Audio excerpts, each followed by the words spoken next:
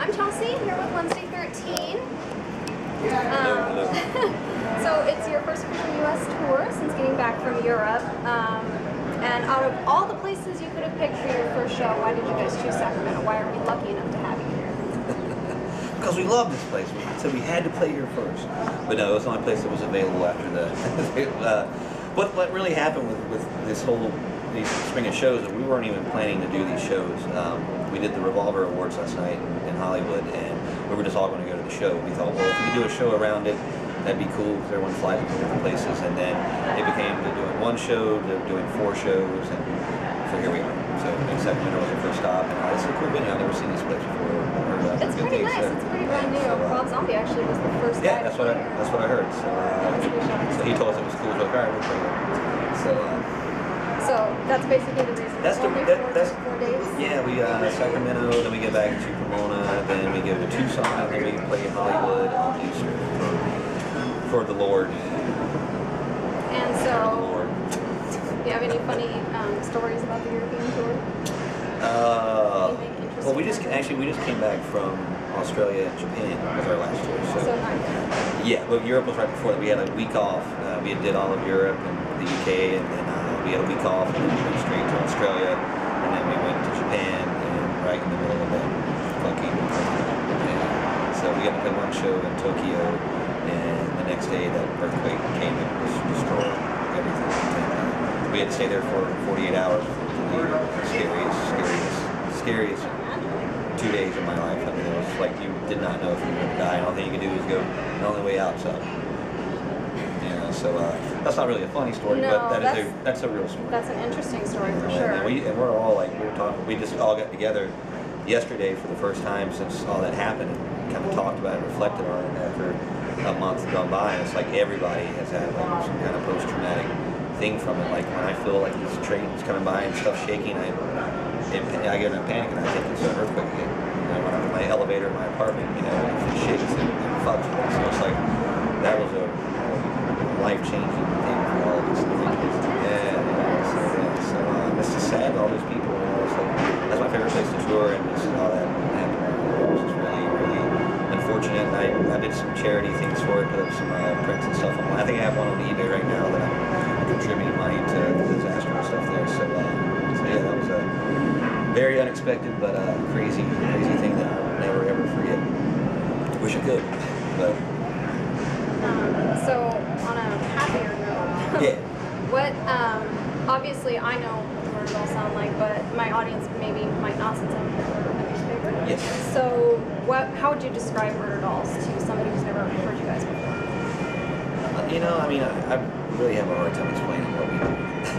Because we just call ourselves old guys. We like old music. We like everything. From the Sex Pistols to Alice Cooper and Twisted Sister to everything. So we just draw all our influences in, and somehow it comes out the way it does. Some people hear Motley Crue, and people hear Misfits because of the horror references and things like that. And we're just all over the place. We're just a fun, loud, entertaining. That's all I can say. Yes, lots of swearing. Yes. So you got to work with Big Mars on the new record. What was that like? It was great, man. I mean, it wasn't a planned thing. Like we didn't want to have a record like full of special guests. It wasn't about that, and it was a complete accident how it happened. But it was like we just finished recording the "Drug Me to Hell" song. We had everything done on it, vocals, all the guitars, but no guitar solo. And we kind of make those last. And the way we kind of write guitar solos is like humble. To me, a good guitar solo is kind of guitar solo that you can whistle when you walk away from. And all of Motley Crue's guitar solos were like that kind of stuff.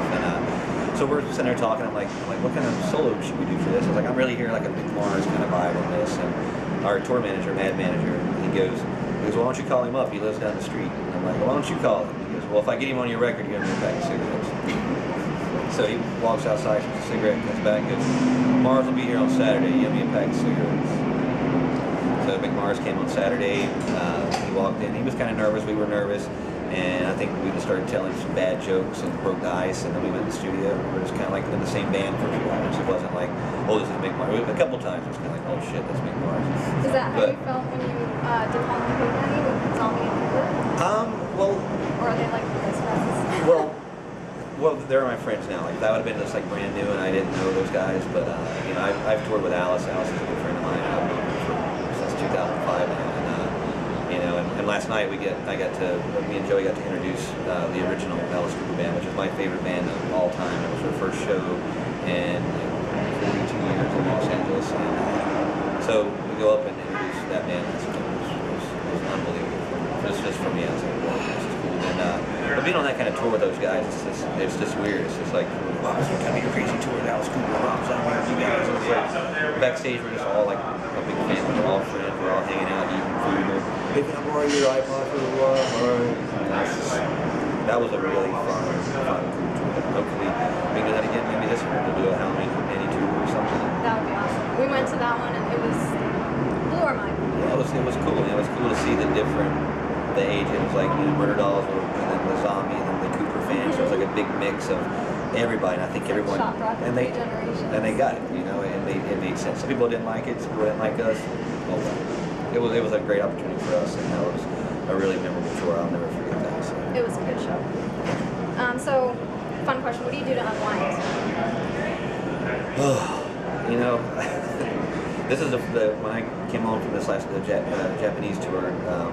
We've had off a month and a week before this all started, and I came home and it was basically a week of just kind of trying to get over all the shit we just went through, and then I just sat there and was like, what do I do? And I hate it when I go home and I cannot figure out what to do. I tried to read a book, I bought a book, I got to page 6. Not a big reader. I don't know, and I've really started getting back into watching television, which has been my whole life anyway, but when I went on tour, and you don't get to watch TV as much, and so that's what I've been kind of doing in my downtime now. Just I got a cool TV. I'm all about Blu-ray and watching everything all in high def.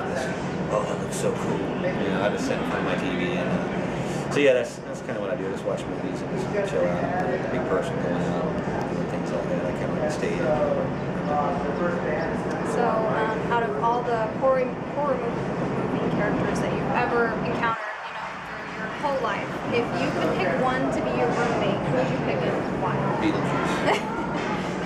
Because it's hilarious. I mean, Beetlejuice, I would compare myself to him a little bit because, he's just kind of funny, but yet sometimes I don't know what that guy's thinking, the audience or whatever. So, and Beetlejuice has always just been hilarious to me. I saw that movie when it first came out, the day it opened, first showing of it, and I was like, this is the greatest character ever. And so, have Beetlejuice as a roommate, how much fun would that be? I think it would be fun. That would be great. So, my last question, since we only have a couple minutes, is what's next on the agenda for Murderdolls after this tour? It's kind of what we're trying to figure out. It's like, Joey was in every video, and so they're asked the same thing, and I kind of listened to, I don't know what he's got. I know he's got something coming up this summer, which is going to be a big deal. And if I decide to do my NC-13 stuff, I might maybe do that. But I just, like I said, I can't go home and not do anything because I go crazy. So I got to be playing something, and then we're done with when he's done with the Slipknot stuff. We've talked about doing some more shows in the fall, the rest of the year, and stuff like that. So we're just kind of taking it piece by piece, but there'll be a little break after these 4 shows up until at least August or September. And I don't know. We'll see what happens. Yeah. So thank you so much. This is very cool brace. Is this one piece? No, it's 2 stretchy. That's cool. Find that out.